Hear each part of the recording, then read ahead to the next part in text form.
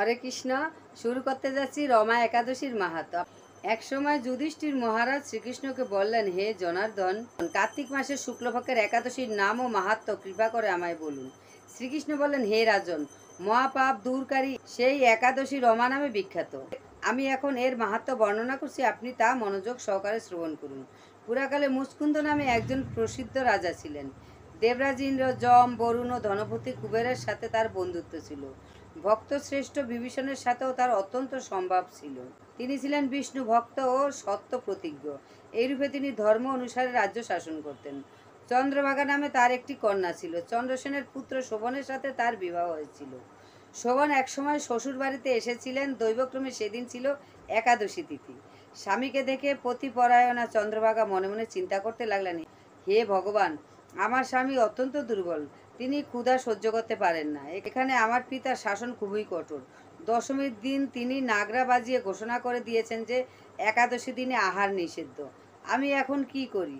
রাজার নিষেধাজ্ঞা শুনে শোভন তার প্রিয়তমা পত্নীকে বলল, হে প্রিয়ে, এখন আমার কি কর্তব্য তা আমাকে বলো। উত্তরে রাজকন্যা বললেন, হে স্বামী, আজ এই গৃহে এমনকি রাত জমুতে কেউই আহার করবে না। মানুষের কথা তো দূরে থাকুক, পশুরা পর্যন্ত অন্ন জল মাত্র গ্রহণ করবে না। হে নাথ, যদি তুমি এ থেকে পরিত্রাণ চাও তবে নিজ গৃহে প্রত্যাবর্তন করো। এখানে আহার করলে তুমি সকলের নিন্দাভাজন হবে এবং আমার পিতাও ক্রুদ্ধ হবেন। এখন বিশেষভাবে বিচার করে যা ভালো হয় তুমি তাই করো। সাধ্বী স্ত্রীর এই কথা শুনে শোভন বললেন, হে প্রিয়ে, তুমি ঠিকই বলছো, কিন্তু আমি গৃহে যাব না, এখানে থেকে একাদশী ব্রত পালন করব। ভাগ্যে যা লেখা আছে তা অবশ্যই ঘটবে। এভাবে শোভন ব্রত পালনে বদ্ধপরিকর হলেন। সমস্ত দিন অতিক্রান্ত হয়ে রাত্রি শুরু হলো। বৈষ্ণবদের কাছে সেই রাত্রি সত্যি আনন্দকর, কিন্তু শোভনের পক্ষে তা ছিল বড়ই দুঃখদায়ক। কেননা ক্ষুধা তৃষ্ণা সে ক্রমে দুর্বল হয়ে পড়ল। রাত্রি অতিবাহিত হলে সূর্যোদয় কালে তার মৃত্যু হলো। রাজা মুচকুন্দ সাড়ম্বরে তার সব দাহ কার্য সুসম্পন্ন করলেন। চন্দ্রভাগা স্বামীর অন্ত্যেষ্টিক্রিয়া সমাপ্ত করে পিতার আদেশে পিতৃগৃহেই বাস করতে লাগলো। কালক্রমে রমাব্রত প্রভাবে শোভন মন্দরাচল শিখরে অনুপম সৌন্দর্য বিশিষ্ট এক রমণীয় দেবপুরী প্রাপ্ত হলেন।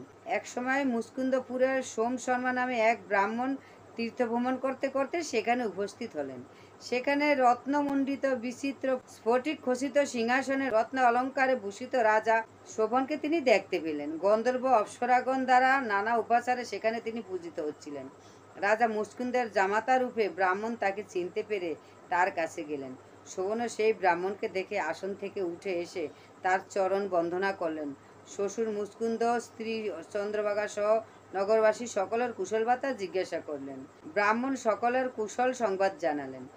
জিজ্ঞাসা করলেন, এমন বিচিত্র মনোরম স্থান কেউ কখনো দেখেনি, আপনি কিভাবে এই স্থান প্রাপ্ত হলেন তা সবিস্তারে আমার কাছে বর্ণনা করুন। শোভন বললেন যে কার্তিক মাসের কৃষ্ণপক্ষিয়া রমা একাদশী সর্বব্রতের মধ্যে শ্রেষ্ঠ। আমি তার শ্রদ্ধারহিতভাবে পালন করলেও তার আশ্চর্যজনক এই ফল লাভ করছি। আপনি কৃপা করে চন্দ্রভাগাকে সমস্ত ঘটনা জানাবেন। সোম শর্মা মুচকুন্দপুরে ফিরে এসে চন্দ্রভাগার কাছে সমস্ত ঘটনার কথা জানালেন। ব্রাহ্মণের কথা শুনে অত্যন্ত আনন্দিত চন্দ্রভাগা বললেন, হে ব্রাহ্মণ, আপনার কথা আমার কাছে স্বপ্ন বলে মনে হচ্ছে।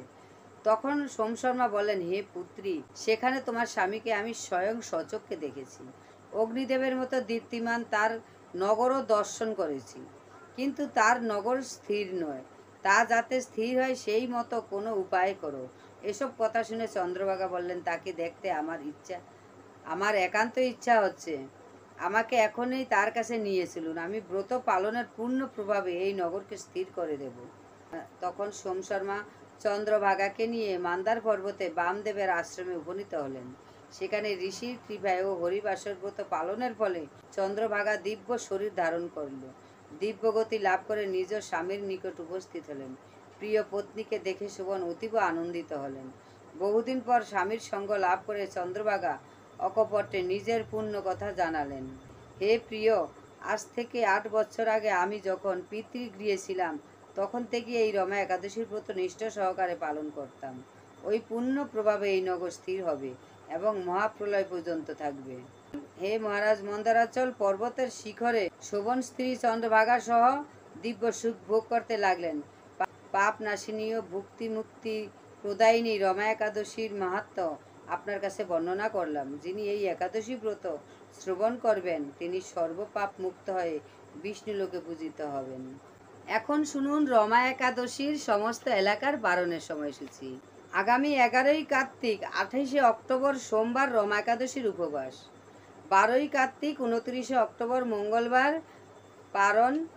মায়াপুর ভোর 5:40 থেকে 9:26, ইম্ফল 5:19 থেকে 9:05, গুয়াহাটি 5:30 থেকে 9:14 মধ্যে, কলকাতা 5:39 থেকে 9:26, ভুবনেশ্বর 5:47 থেকে 9:35, পাটনা 5:55 থেকে 9:40, কাঠমান্ডু 6:12 থেকে 9:55, চেন্নাই 6:01 থেকে 9:55, নাগপুর 6:15 থেকে 10:03 মধ্যে, বৃন্দাবন 6:27 থেকে 10:11, দিল্লি 6:31 থেকে 10:13, হায়দ্রাবাদ 6:13 থেকে 10:04, ত্রিবান্ধম 6:10 থেকে 10:07, কলম্বো 6:57 থেকে 9:55, ব্যাঙ্গালোর 6:12 থেকে 10:06 মধ্যে, মুম্বাই 6:37 থেকে 10:27, আহমেদাবাদ 6:43 থেকে 10:39, উধমপুর 6:44 থেকে 10:23 মধ্যে।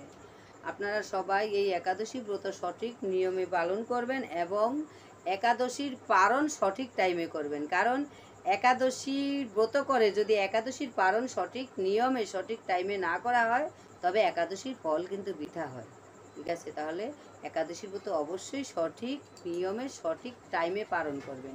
ঠিক আছে, হরে কৃষ্ণ।